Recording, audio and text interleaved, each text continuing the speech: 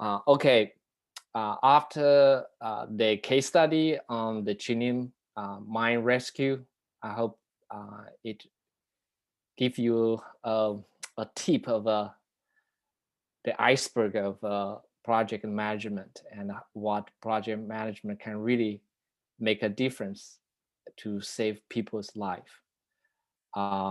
This introduction lecture is basically about what is project management really about.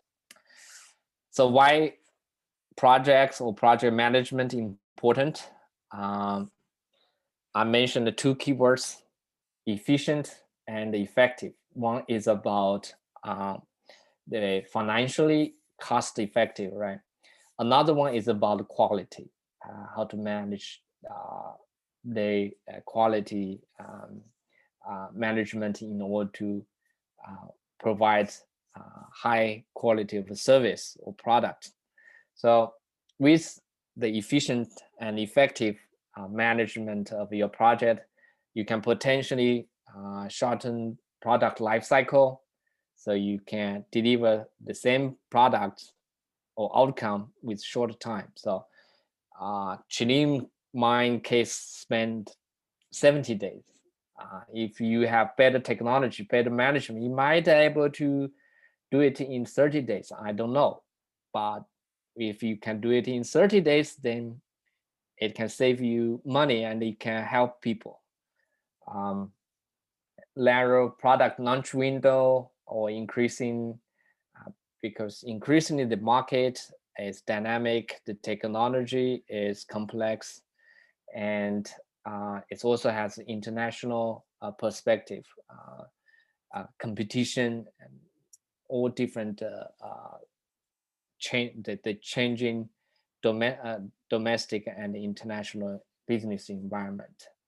So this makes efficient and effective project management especially important in order to be successful in the market.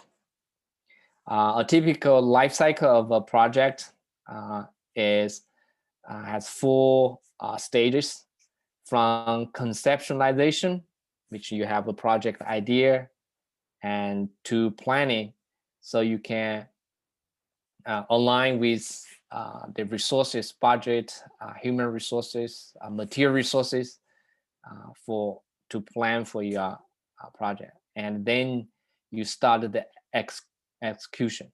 And once you get everything done, then you need the termination of your project. We will discuss this in great detail. A project without termination is not end yet. So you have to think about what you need to do to complete the whole project life cycle.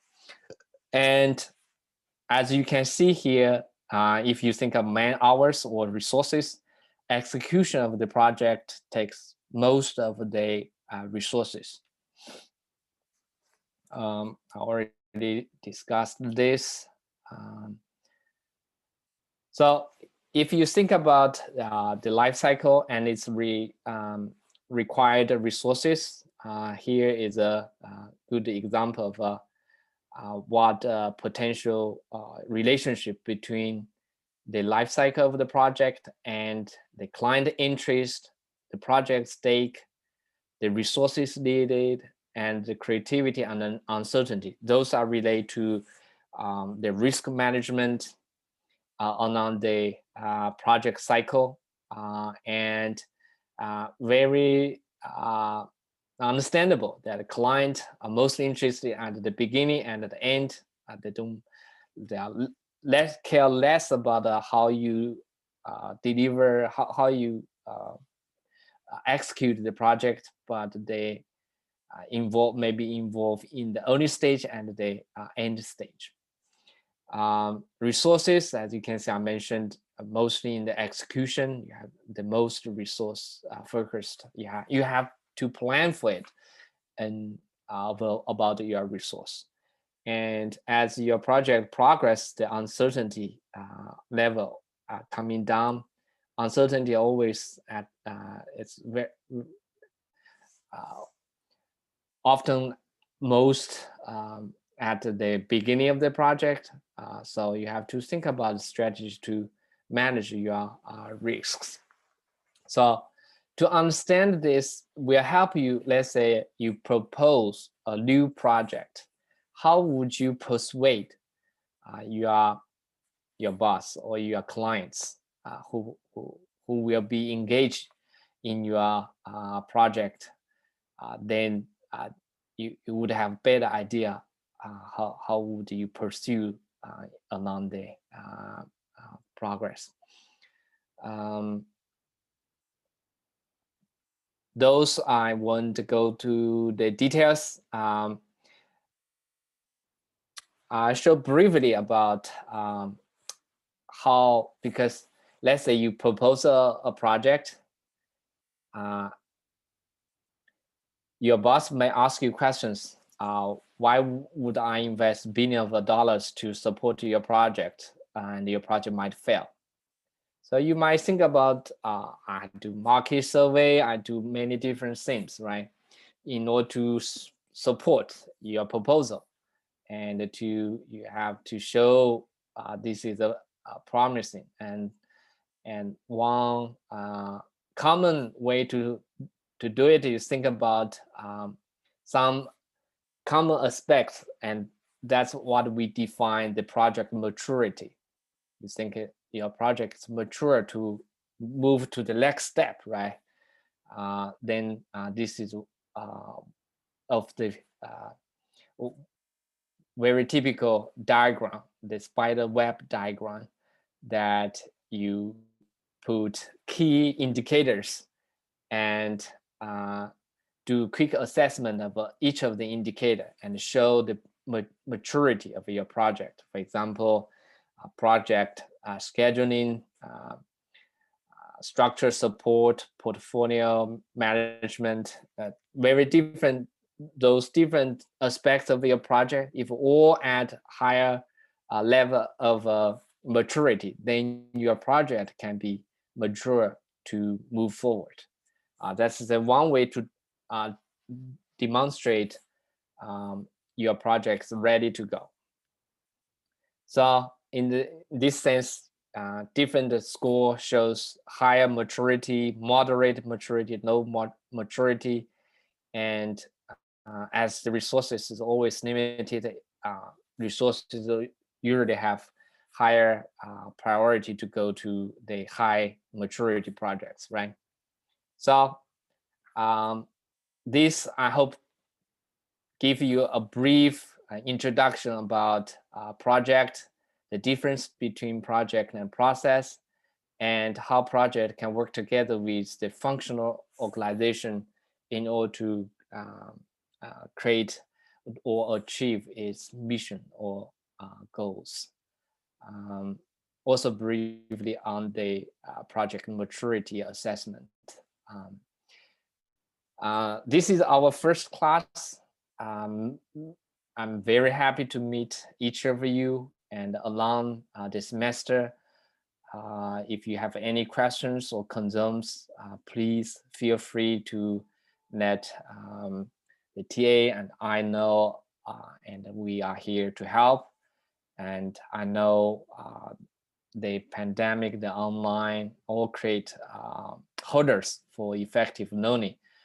But I hope we can work together to learn something new or something interesting.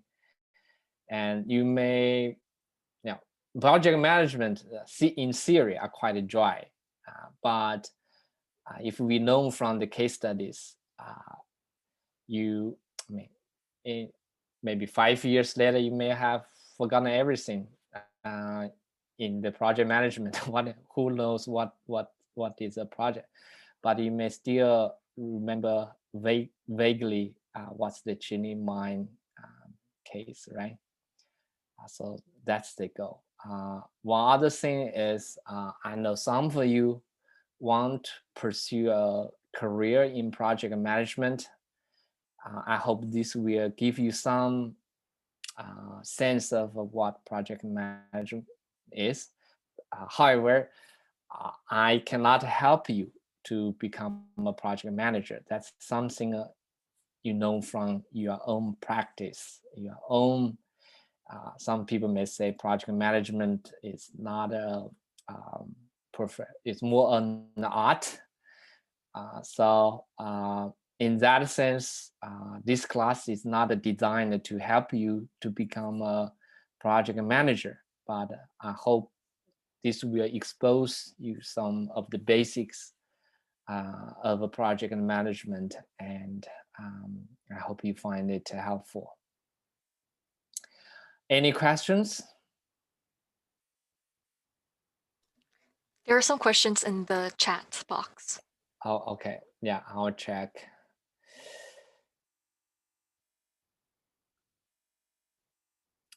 Yes, the slides will be available. I will post right away, right after the class.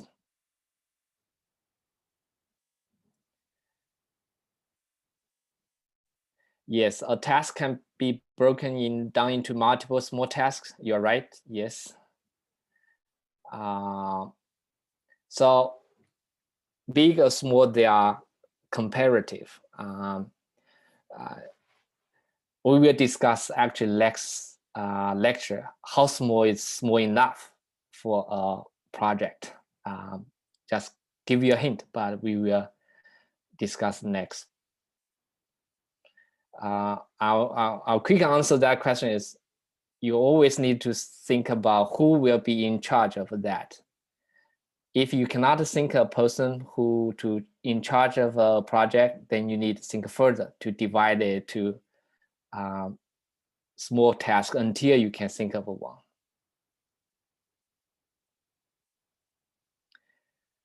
Why are recent graduates intake able to go into project management directly?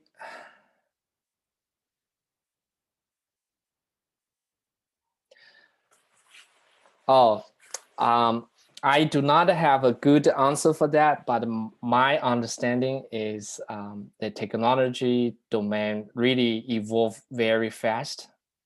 And it's just not enough for people to accumulate enough experience to be ready to be a project manager. People always know from doing, and the capability of known from doing and the aspiration to know from doing really make a huge difference, because nobody can, I mean, in today's information explosion, nobody can really knows everything. But if you know who to work with, who are the real experts, and what resources you can motivate, that's the key to manage in this changing environment. And that's, I feel, why people value more about your motivation than the years of the experiences, right? But experiences still make a huge difference. But for a project manager, that might not the holder for you to pursue a career in the project management, which means that you can find people who has expertise to work with you. In the SpaceX case, that's really the case.